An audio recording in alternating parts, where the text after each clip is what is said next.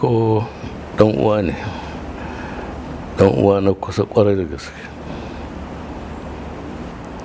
Kuma gasken magana ko dan yarinta ko ban sani abin da ya ku ba, amma dai ni ga gani na ga sani na ban taba ganin zumunta ba da ta yi kwari irin tsakanin mahaiina da mahaihin shi. To ba tun yau na san shi ba, dan ni har ɗaukar shi na yi. Sanayata da shi yaro ne mai haƙuri, mai ladabi. Idan ya san wannan na gaban shi ne to zai bi shi. Dikko Radda is an astute politician, entrepreneur, teacher and banker with wide administrative experience. He was born on 10 September 1969 in Hayingada, Dutse local government, Katsina State, northwest Nigeria. I certainly know a lot about the governor-elect of Katsina State, His Excellency Dr. Dikko Radda. He is my maternal uncle. He's someone that I grew up to admire. He's like a mentor to me. In fact, he is a mentor because throughout my years growing up, I've never seen him do something wrong. He's so compassionate, he's so caring, and whenever you're in need of assistance, he's right there to help you. And he's just an upright person. He does what is right all the time. And he's very calculative, he's very intentional, and he also has the emotional side to complement that. He started his early educational pursuit at Radda Primary School from 1974 to 1980. He proceeded to Zaria Teachers College between 1980 to 1985 for his Grade 2 certificate. Dr. Radda later gained admission into the College of Education, Kafanchan in 1986 and obtained the National Certificate of Education, NCE, in 1989. He enrolled into Abubakar Tafawa Balewa University, Bauchi, in 1992 and graduated with a BTech Agric Economic and Extension Honorary in 1996.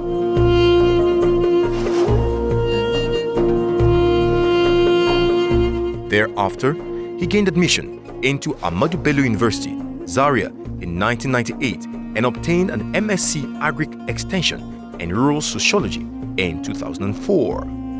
Dr. Radda's insatiable desire to broaden his horizon motivated him to return to ABU Zaria in 2005 for a Master's in International Affairs and Diplomacy and later capped it with a PhD in Agricultural Extension and Rural Sociology from the same university in 2015.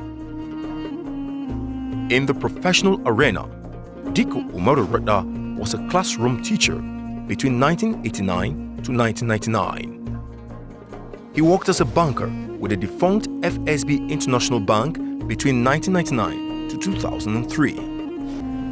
Dr. Dikko Radda. I can tell you offhand that I have known Dikko for quite a long time. Since the time of his days as a young man in Dusama local government, my home local government too. And Dikko has always been a respectable and a promising young man. And throughout the time he has been operating in the political sphere, Dikko has been a local government council chairman under my late mentor and father, Umar Musa Yaradua of blessed memory, who equally doubles as his in-law. And he did very well. He's a local government council chairman because the records are there for all who care to check back what Dikko has contributed in growing and developing his local government and keeping his mandate as a council chairman. Subsequently, Dikko had various stints of government. He was the chief of staff to Governor Aminu Bello Masari, the outgoing governor, whom Dikko is taking over from. And at the same time, he was the DG Smaden. In Smaden, he has made tremendous amount of contribution. To the best of my knowledge, the information I've had and what I've seen through the media, Dikko has done so much in trying to bring the small and medium enterprises that are the nerve center, actually the engine room for economic growth and development in any serious country. He was Executive Chairman, Karanchi Local Government Area of Katsina State between January 2005 and April 2007, where he was awarded the most performing chairman in Nigeria by President Olusegun Obasanjo. He was reappointed Caretaker Committee Chairman, Karanchi Local Government Area, Katsina State in May 2007. It's quite clear that as chairman of local government, he performed very well. He gave good leadership. He sort of maintained an honest administration. He also cared for the downtrodden people of his local government. He was really exceptionally good as a leader at local level. Therefore, he grew up with this passion in his life to work for the common man. And I'm sure when he became the chief of staff to the governor, he continued with that approach in life.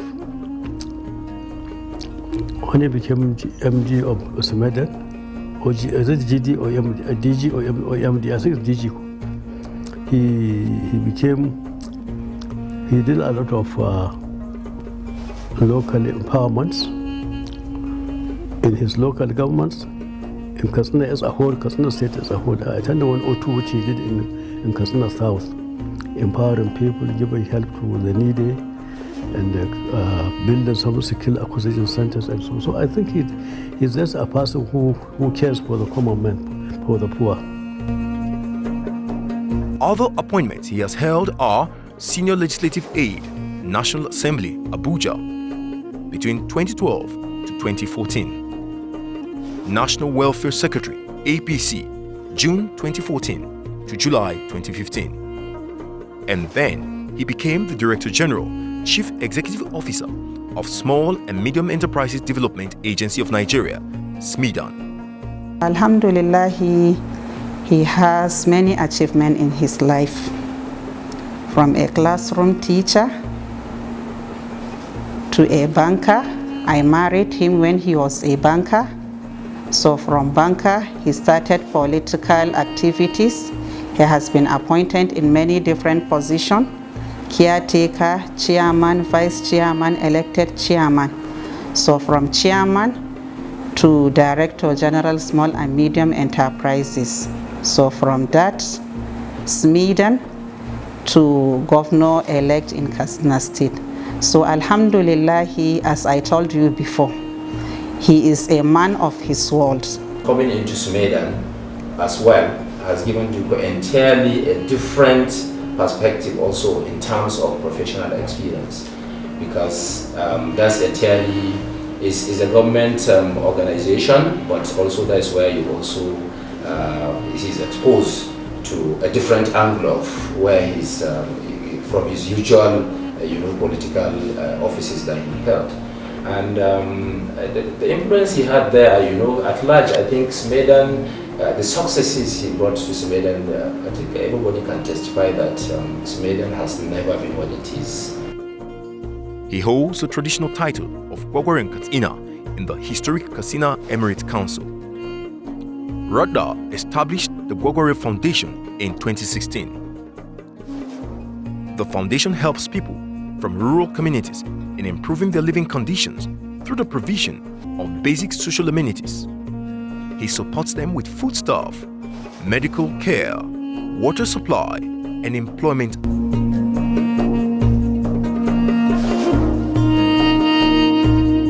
Right from the day he started his foundation, Gwagware Foundation, he started it since 2016, helping the less privileged, the needy, widows and orphans. He does it every year to help them, and then sometimes quarterly, and sometimes after every 6 months. And he does that without fear or favor. I would say that I think, he has come and he has been part of, not a direct part of the process, but somebody that knew the process. So I would say, first of all, he came with his eyes open. He came politically prepared, being a grassroots person. He came with an idea of what the problems of the states are. And from the pronouncement he has been making, he came with the sincerity of purpose, the commitment to be able to put things right. And I'm confident that I think, if he performs half as much as he shows he can do, I think he will be a very successful governor. Some of the qualities that I admire about him is that he's very courageous, he's very intelligent, like I said, he's very inclusive, and he is idea driven. He's one of the few people that if you tell him that this is the best thing to do, or this is the best way to get this thing done, he's ready to follow it to the latter.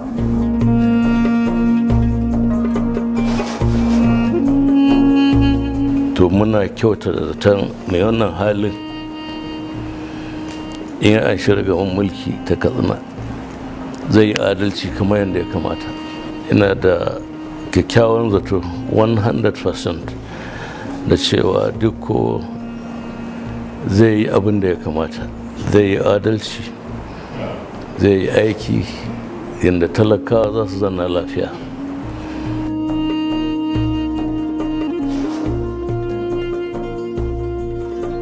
The promises he has made in the course of the campaign were both practical and I believe very, very sincere.